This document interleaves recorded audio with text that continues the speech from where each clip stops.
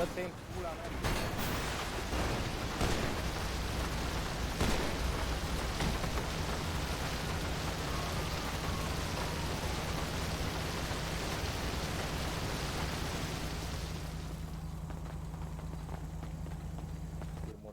După 5 gloanțe să moară, mă, băga mea și pula în familia lui să-mi bag.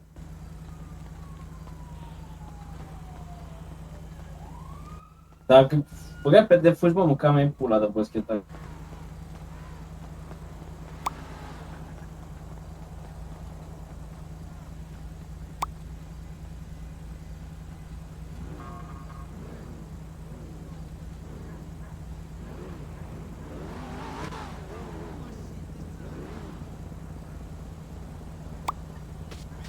Salut, spune.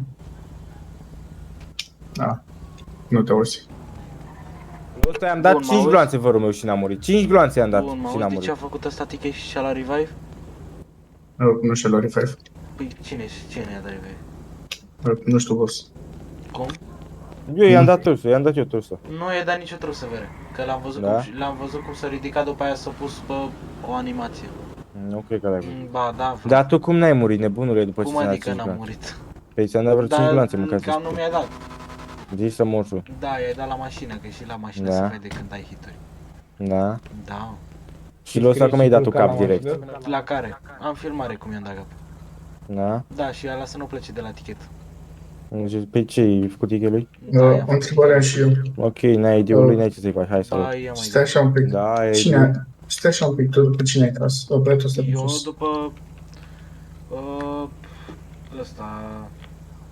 Păi zi ID-ul lui, frate, să-l trag aici. Nu e nevoie. Bun, păi a fost la tichetul lui.